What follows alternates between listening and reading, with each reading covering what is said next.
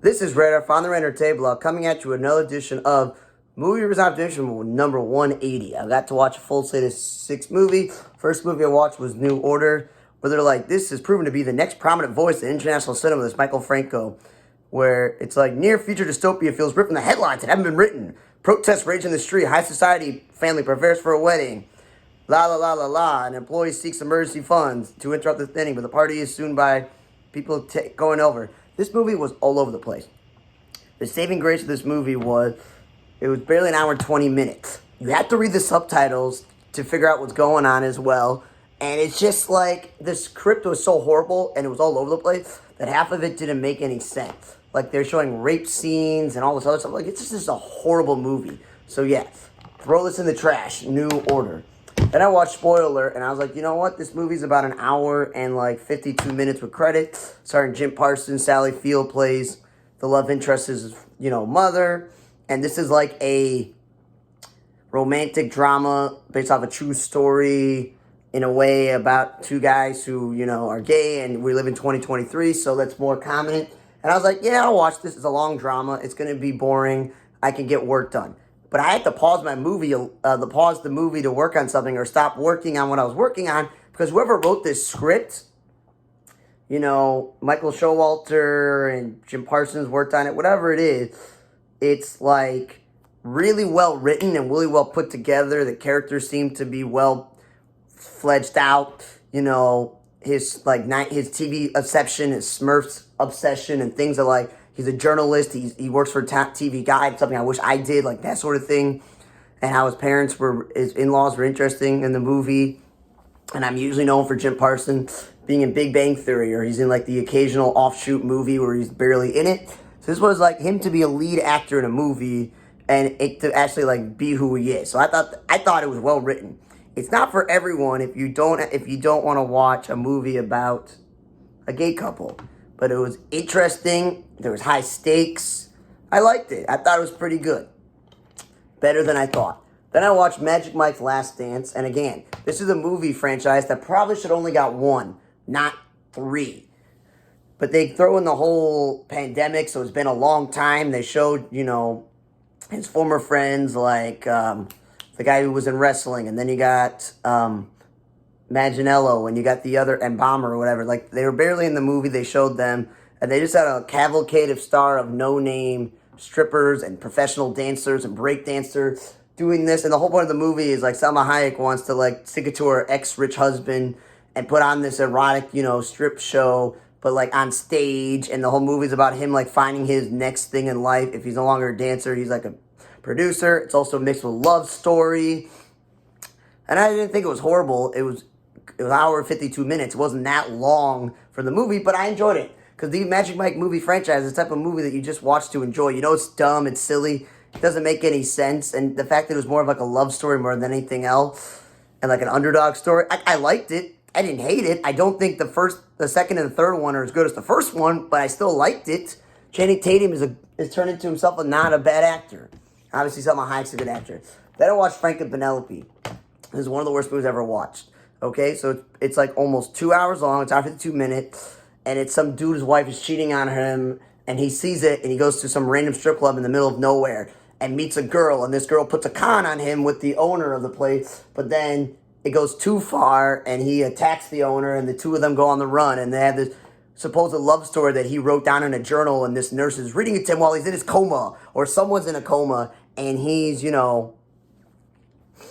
and they're on the run, and they have nowhere to go. And Kevin Dillon, who from Entourage, who I like, is like local sheriff, and he gets shot. Then there's like a cult leader who's pulling the strings of the creepy apartment, the hotel owner, and he's got then another creepy employee who gets rid of dead bodies. And their goal is, him and his wife, is to punish all the sinners. So you throw that in with the cult leader, you throw in Kevin Dillon's daughter going missing, you throw in the guy who owned the strip club, which supposedly was Sean Patrick Flanery. I knew he looked familiar. He made this movie, but no offense, Sean Patrick Flanery. Stick to just being in movies.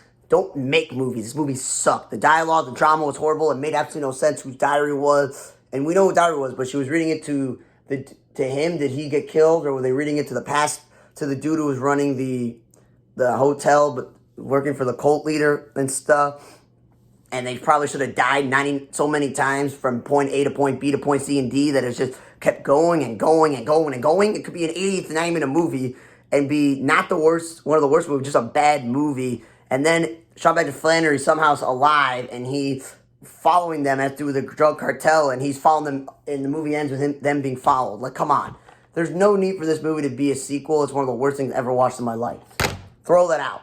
Then I watched Witch Hunt, where I'm going to give credit to Giddy Avalon, Pamela, one of her daughters, where she's like a regular high school girl, but her mother's twist is her mother is out there protecting witches, because apparently witches are real, but the magic is not allowed, and there's like FBI agents who track them down, and the mother helps them get to Mexico, and I like that idea of helping people being persecuted as a Jew, like especially the Holocaust and what's going on. Now I liked it.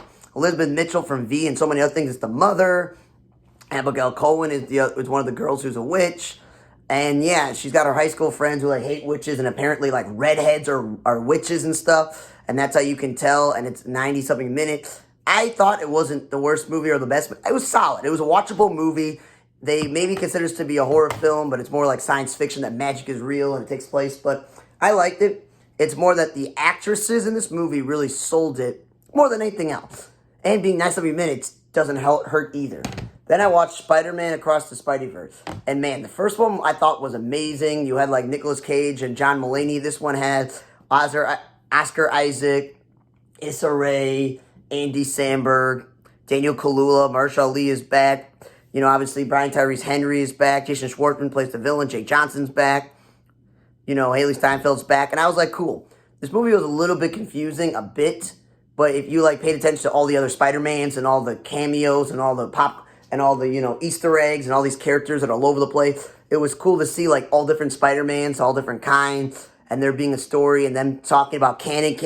This is how things go. Uncle Ben always dies. This person always dies. Gwen Stacy dies. Whatever. Like I just had a problem with the Spider-Woman who had the outfit, because I grew up at an action figure of Spider-Woman, and it wasn't a black lady with a big butt and curly black hair. It wasn't. I got no problem with it because the Spider-Verse is a million, but that's not the main one. But yeah, I thought it was pretty cool. You know, they introduced other characters. And again, just like Fast X, I sit through, that movie was like 2 hours and like 20, 30 minutes, right? This one's like 2 hours and almost the same thing, 15 to 20 minutes, got a long animated credit scene of showing all the people. But what the heck? I don't want to spoil it, but it was in the theaters, and now people can get it on DVD. It's a cliffhanger. I hate cliffhangers when you invest over 2 hours and 20 minutes of your life into a movie. Even if like Fast X, I enjoyed every single minute. I pretty much enjoyed every minute. I thought it was pretty clever. But yeah, who the heck asked for that? Well, I know they want to make 3 movies in these franchises, some superhero movie, but the other one didn't end in cliffhanger. They like saved the day and stuff, but whatever. I'm just going to tell you, the best movie I watched this week was obviously Spider-Man Across the Spider-Verse, because I love superhero movies, action, adventure, science fiction. Great voice cast, good story plot, you know, a little weird with the animation because it's all different universes and a little bit confusing, but for the most part, best movie I watched. I'll say the second best movie I watched was, surprisingly, spoiler, just because it was well written, and I really I kind of like Jim Parsons' character. Magic Mike's Last Dance is a watchable movie, and you enjoy yourself. That's the point. Witch Hunt was better than I thought, but for the love of God, burn any copies of Frank and Penelope, Pray for Love, and New Order. That's the reason why the Scotia Public Library doesn't have it. They usually have the better movies. It's rare that Scotia Public Library doesn't have a good movie. So Waukegan Library and Deerfield Library, please destroy these copies so no one can ever watch these movies. Thanks again for listening to another edition of Movie Reservation number 180, Spider-Man Across the Spideyverse. Definitely go watch that. For On the Radar Table, I'm Radar. See you guys next time.